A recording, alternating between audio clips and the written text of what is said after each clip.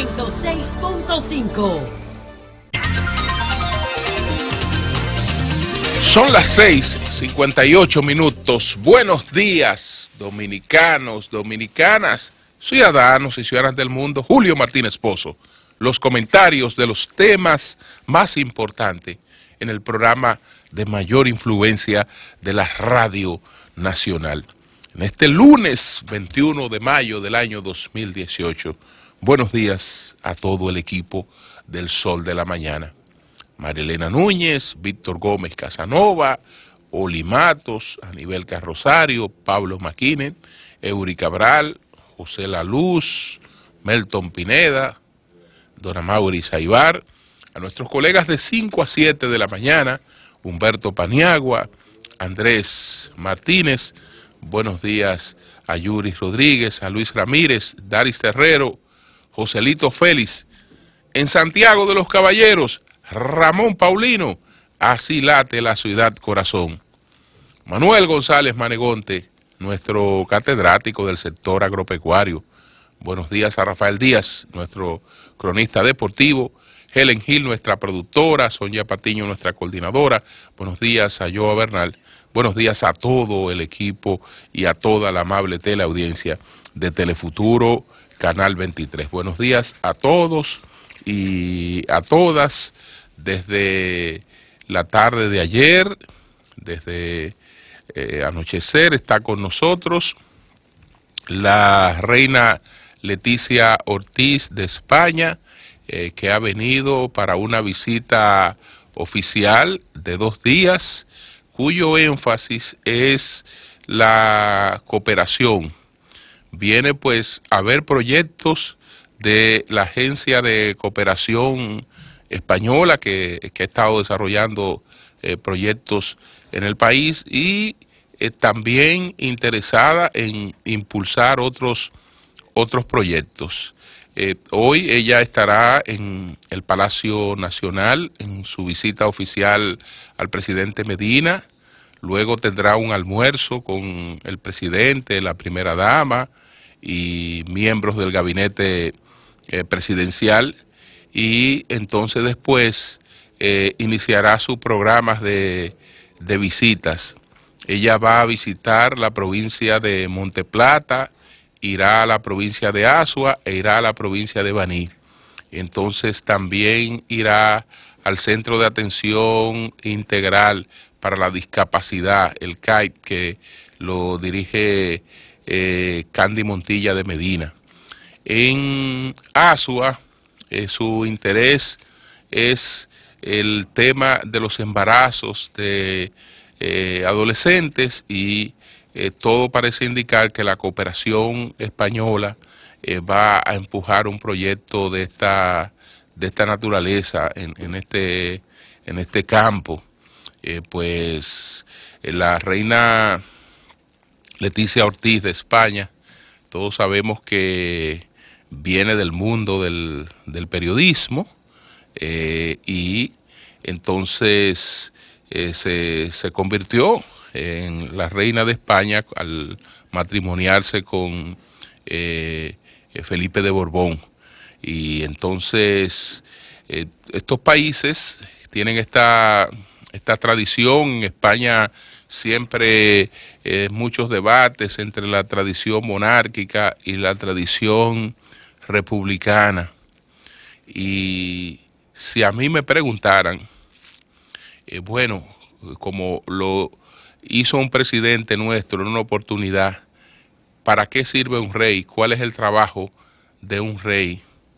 Yo digo que los países que tienen monarquía tienen unos embajadores de primera línea para sus relaciones internacionales con el mundo. No hay forma de usted tener un funcionario que venga a un país y reciba el tipo de atenciones que recibe pues un rey, y es por la condición digamos de la jefatura de Estado, por la tradición y por la permanencia. porque en España está el poder político, hay una jefatura de gobierno, pero la monarquía se asocia más a los poderes permanentes.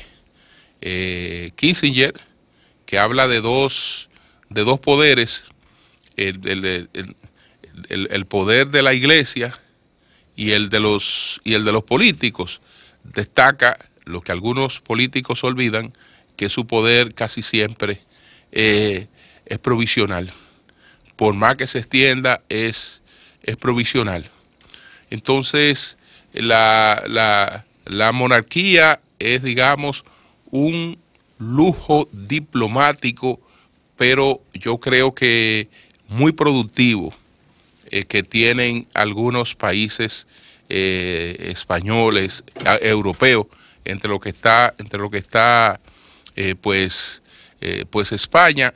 Ellos no pueden participar abiertamente en decisiones de la política, aunque influyen, y su vida está bajo todo tipo de control. No es que un rey o una familia real tiene la posibilidad de andar haciendo gastos excesivos o de recibir cualquier tipo de regalos. Por ejemplo, los regalos que pueden recibir los reyes de España desde hace tiempo, que están regulados, y no creo que lleguen a más de 60 euros la posibilidad de recibir un regalo. De manera que una cosa es lo que parece el lujo, el boato, y otra cosa es lo que eso es en realidad. Así es que bienvenida a nuestro país, la reina Leticia Ortiz de España. Esa visita es buena para España y es buena para la República Dominicana. El sol de la mañana, el sol de la mañana. Con lo ocurrido en Cuba, pues el pasado viernes, pues recuerdo el debate de hace algunos meses que se produjo en la República Dominicana, cuando las autoridades pues aeronáuticas del país decidieron pues suspender las operaciones de Pagua Dominicana. Suspendieron a Pagua Dominicana porque Pagua Dominicana pues no estaba cumpliendo con sus compromisos de pagos con el uso de los espacios en el aeropuerto y con las tasas que cobraba a los pasajeros. Es decir, que no era un impuesto que la empresa tenía que pagar, sino que no estaba pagando tasas que no la paga la aerolínea, sino que la paga el pasajero. Eso ya traducía otra cosa, porque el pago de las tasas aeroportuarias, que es un pago del pasajero, si usted no está haciendo ese pago, pues y entonces el mantenimiento, que es un gasto. Los mantenimientos que tenían que estar entonces en descuido, y así ocurría. La empresa tenía de 4 o 5 aeronaves con las que operaba, creo que 1 o 2 que estaban operando, y tenía como 3 fuera por falta de mantenimiento. Entonces, cuando se produce la decisión, algunas personas decían, pero ¿y la cantidad de pasajeros varados y los problemas? En cierta medida ellos trataron de resolver una gran parte de todos esos problemas, y sé que como quiera hay gente que se queda afectada. Pero lo que el país no podía permitir era tener la sorpresa de encontrarse con un avión en cualquier momento hundido en el fondo del mar con 100 o 200 pasajeros. Entonces, eso es lo que me ha traído de nuevo a la memoria la tragedia cubana, que todo parece indicar que fue una cuestión de descuido de una empresa que no es precisamente la aviación, no es Cubana de Aviación, porque Cubana de Aviación lo que hizo fue que estaba rentando, este era un avión rentado, el Boeing este que se estrelló en el aeropuerto José Martí poco después de despegar en un vuelo doméstico, era rentado a una empresa mexicana, Global Air. Entonces, ¿qué pasa con esta empresa? Hay un piloto que está denunciando que hace tiempo había advertido de los serios problemas con lo que se estaba operando en esa línea mexicana. Y ahí están las consecuencias. 110 personas muertas, los integrantes de la tripulación, todos que eran mexicanos, murieron, 99 cubanos, 11 extranjeros, de los cuales 4 o 5 eran turistas. Entonces, esto es una cuestión muy lamentable, muy triste, dantesca las imágenes que se han reproducido, y en Cuba hay ciertos controles, pero aún así dantescas las imágenes que se han producido, pero sobre todo lo irreparable es el vacío que queda en esas familias.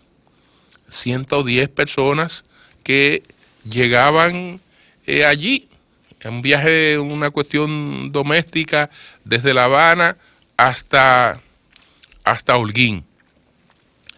Ya inmediatamente fue localizada la caja negra de la aeronave, y vamos a ver qué relata de lo que ocurrió en esta situación pues tan lamentable, tan penosa que ha vivido Cuba de manera pues totalmente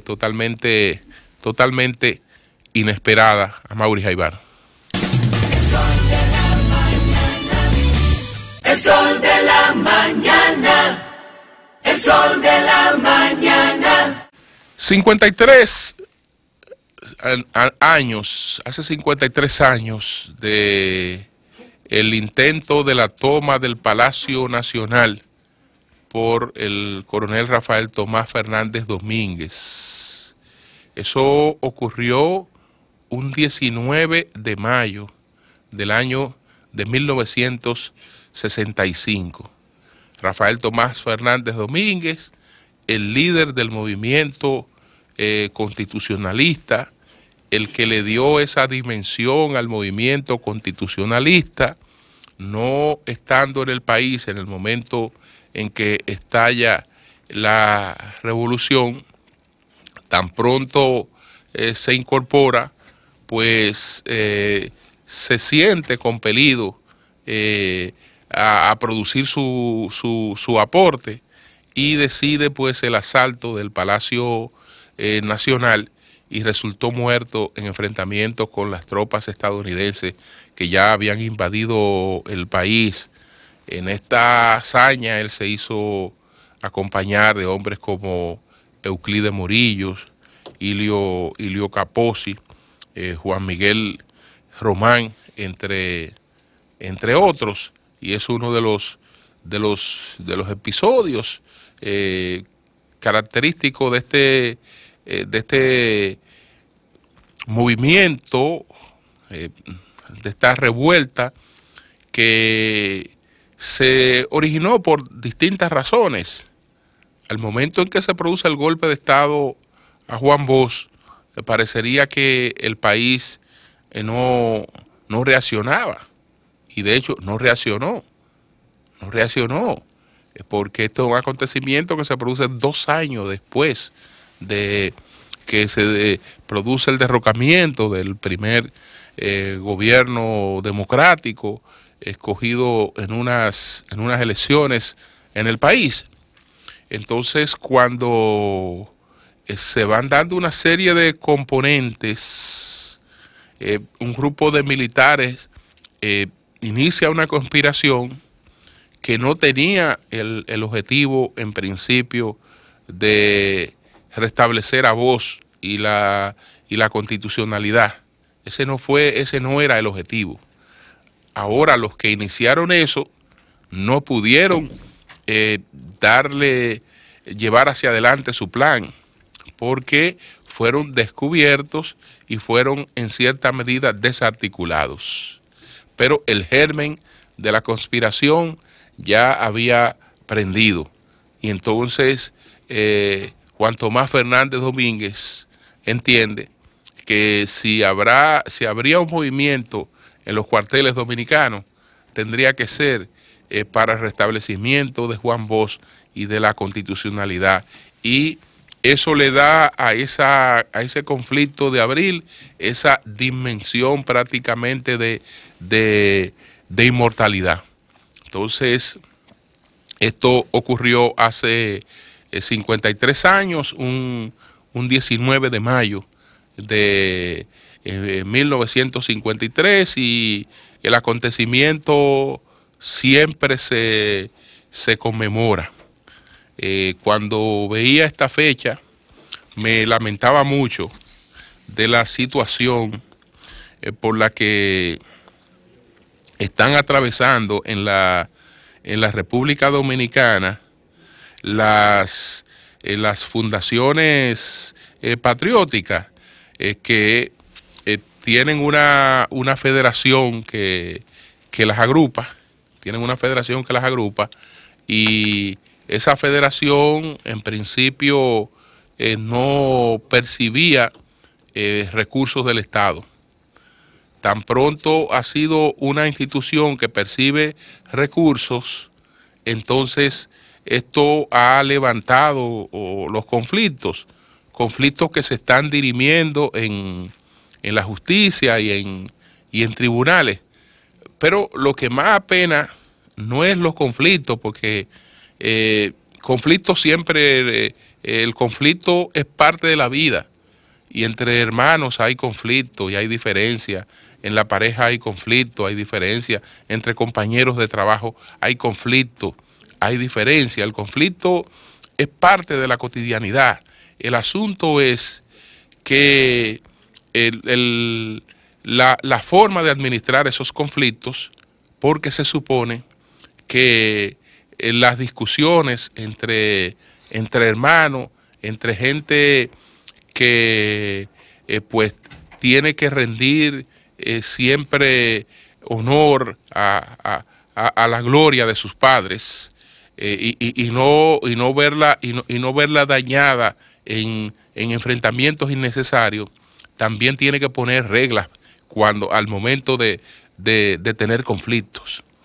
Y lo que está ocurriendo ahí es una cuestión, la verdad, que fuera de todo manejo ético, y esta gente insultándose y diciéndose cosas que, caramba, y usted ve que ahí hay hasta primos, pero no primos cualquiera,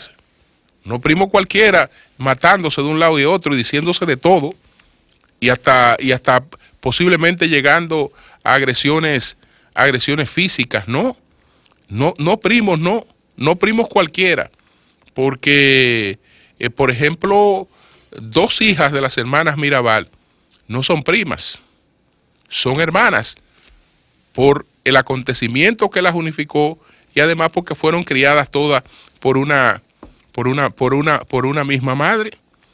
Pero a la hora de un conflicto, ellas no están teniendo eso en cuenta, y lo que está ocurriendo ahí es una cuestión penosa. Yo tengo algunos detalles y me he dedicado a leer algunos documentos.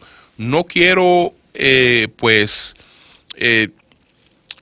hacer, digamos, un comentario que resulte con alguna suerte de inclinación, porque entonces no tendría sentido llamar a la moderación y decirle, bueno, pero ven acá, ¿y cuál era el objeto de las luchas de los padres de ustedes? Era el establecimiento de un sistema democrático, y el sistema democrático tiene sus reglas de juego a las que todos debemos acogernos, nos guste o no nos guste. Y entonces cuando ponemos la cosa en manos de un tercero imparcial, que es el juez, ahí habrán decisiones que usted la favorece, la desfavorece. Cuando la desfavorece, emplea los recursos que están a su alcance, pero nunca la bajeza debe ser realmente un recurso empleado en un conflicto como este. Entonces, por eso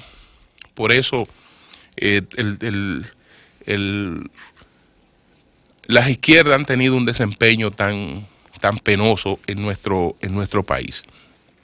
Quiero resaltar el homenaje al doctor José Francisco Peña Gómez que se va a producir en el Congreso de los Estados Unidos. Este homenaje que se va a producir en el Congreso de los Estados Unidos, en la Cámara de Representantes, a iniciativa de Adriano Espaillá. El doctor Peña Gómez era un líder internacional de una talla que equivalía o estaba por encima de muchos jefes de Estado, sin haber sido un jefe de Estado. Entonces, Adriano Espaillá ha hecho la propuesta para este reconocimiento a Peña Gómez, pero ni siquiera para reconocer la grandeza de un hombre. Nosotros somos capaces de actuar pues al nivel de reconocimiento que se le va a hacer a una persona.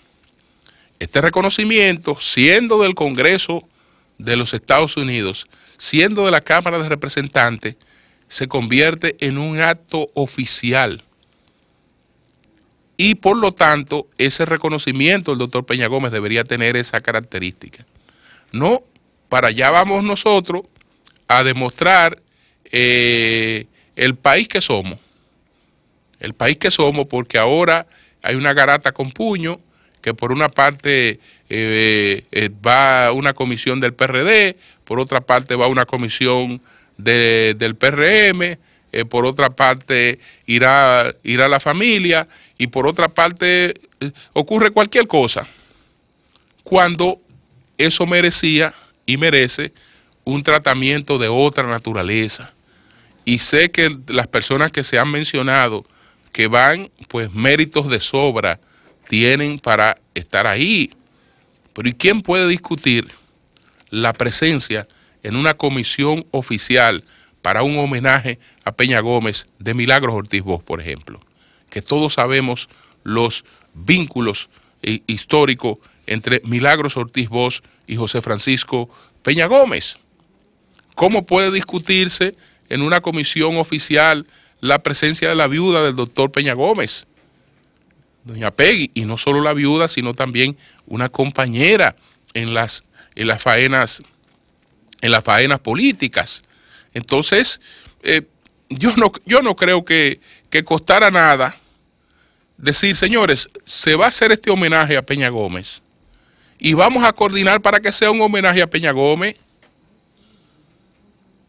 Para que sea un homenaje a Peña Gómez. ¿Por qué? Porque los problemas que nosotros tenemos, las diferencias que nosotros tenemos, nosotros no podemos irla a sacar de aquí para irnos a mostrar allí, entonces como que nosotros somos una selva.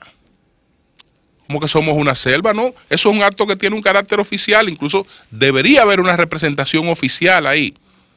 Está el canciller, porque el canciller, como canciller, también es el presidente del PRD. El PRM también es un partido que es un partido que puede decirse que es de los partidos peñagomistas de la República Dominicana, que están alrededor de la figura de Peña Gómez. Eso nadie lo discute. Pero ni siquiera para eso nos ponemos de acuerdo. Que a propósito, viendo la grandeza de Peña Gómez, fíjense cómo se citaba a José Francisco Peña Gómez. Mirta Rivero, en un ensayo que he comentado varias veces aquí, que se titula La rebelión de los náufragos, ella explica lo que ocurrió en la última juramentación de Carlos Andrés Pérez, que hay quienes la equipararon a una coronación por el esplendor con la que se desarrolló esta gran actividad. Y ahí había muchas personalidades, pero entre las personalidades que no podían dejarse de citar, vamos a ver quiénes estaban. Ella cita aquí, bueno, ella dice, aquella ceremonia fue tarima internacional y se convirtió en la plataforma de contacto con trascendencia continental, para no decir mundial. Fueron muchos los extranjeros importantes que llegaron a Caracas. Willy Brandt, Jimmy Carter, Dan Quayle, Felipe González, Mario Suárez, Virgilio Barco, Joao Baena Suárez, José Sarney, Julio María Sanguinetti, Alan García, José Francisco Peña Gómez, Julio Nerere, Enrique Iglesias, Alisu Broto, Joaquín Balaguer, Virgilio Cerezo, Daniel Ortega, Fidel Castro, y entonces resalta de nuevo, Fidel Castro en su primera visita a Latinoamérica en 30 años. Nunca antes se había visto una parada de ese tenor en el país o en algún otro de la región. Y después, más adelante, vuelve a hablar de José Francisco Peña Gómez, porque ella sostiene aquí que después de la situación que se dio con el expediente de Sierra Nevada, pues Carlos Andrés Pérez, eso le golpeó muy duro y había decidido incluso dejar la política. Y fíjense qué comenta ella aquí. Estamos hablando de José Francisco Peña Gómez. La cuestión del sobreprecio en la compra del buque Sierra Nevada fue un golpe bajo y se dobló, refiriéndose a Carlos Andrés. Sufrió un knockdown, una condena política por parte del Congreso. Es casi una sentencia firme. Resultó difícil levantar cabeza después de eso. Más de uno creyó que le habían liquidado, y quizás es lo que hubiera pasado si el negro Peña Gómez, el dominicano, no se lo hubiera echado encima sobre sus hombros como el hombre de la emulsión de Escó cargaba un bacalao. Peña Gómez fue el gran artífice de su renacimiento.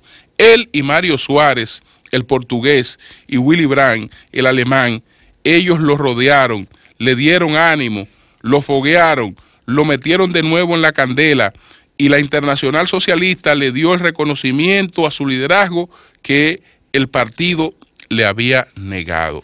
Fíjense que estamos hablando de la dimensión de un líder, de una influencia en toda la región.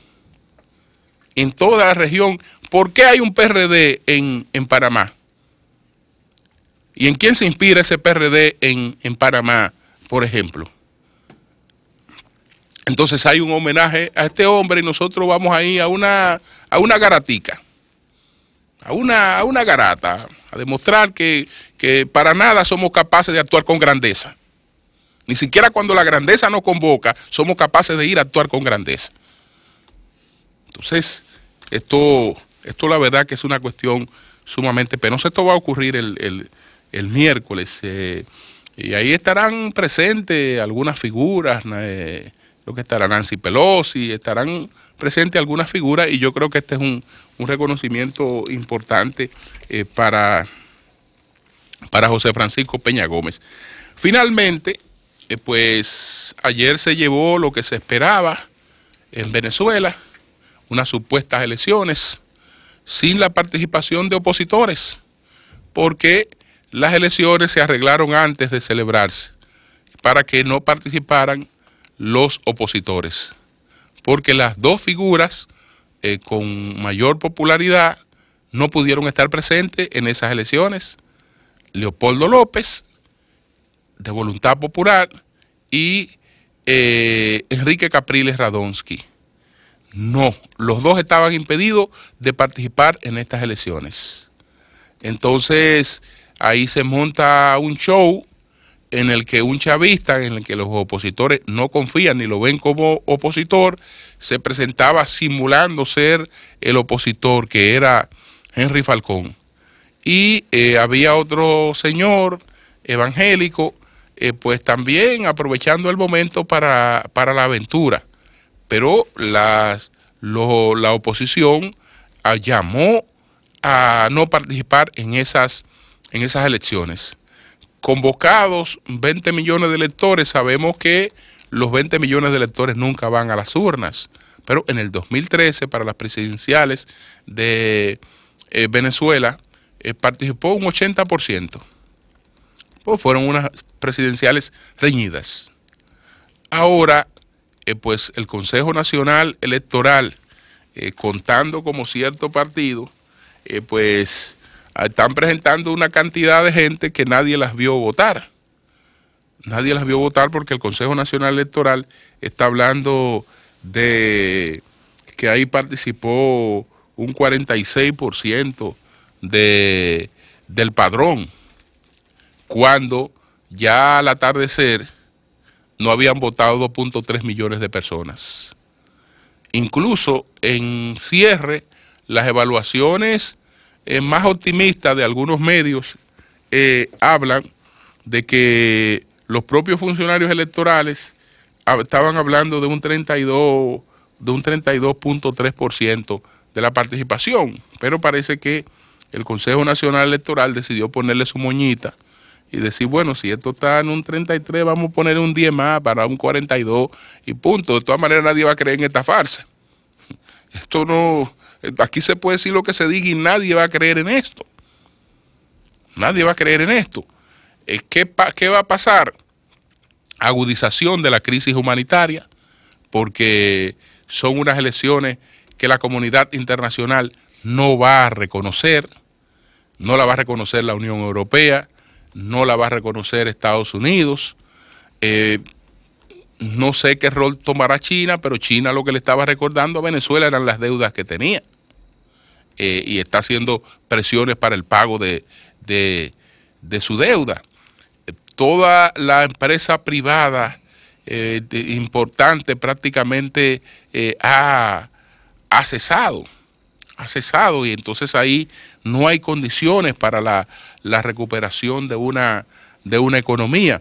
Ahora la situación se agrava con esta cuestión que se publica hoy. Aquí tengo el periódico El Día del día de hoy. El gobierno de los Estados Unidos colocó en su lista negra al número 2 del chavismo, Diosdado Cabello Rondón, acusado de encabezar una poderosa red de lavado de dinero y de narcotráfico que transporta drogas hacia Europa a través de la República Dominicana. En un comunicado, la Oficina de Control de Activos Extranjeros del Departamento del Tesoro de los Estados Unidos reveló que Cabello Rondón y Pedro Luis Martín Olivares, exdirector de inteligencia financiera, trasladaron dinero ilícito a Panamá, República Dominicana y las Bahamas, además de incautar drogas a pequeños traficantes para luego exportarlas a través de los aeropuertos venezolanos en el año del 2017. Trabajando con el actual vicepresidente ejecutivo venezolano, Cabello organiza los envíos de drogas que se trasladaban desde Venezuela a través de República Dominicana y luego a Europa. Esto está diciendo esta oficina del Departamento del Tesoro de los Estados Unidos. Todo esto, pues tenemos hoy una Venezuela con una situación pues peor que la que tenía. Y qué lástima que el expresidente del gobierno español, Rodríguez Zapatero, que era un mediador, estuvo con Leonel Fernández y Martín Torrijos como mediador de UNASUR. y estuvo con Danilo Medina y el canciller Vargas y otros países como mediador. Y después entonces se decanta por una de las partes. Por eso le fue tan mal ayer en Venezuela, que lo carrerearon y hubo que protegerlo, porque en verdad eso es una cuestión que nadie se explica cómo un individuo puede actuar de esa forma. Cambio y fuera.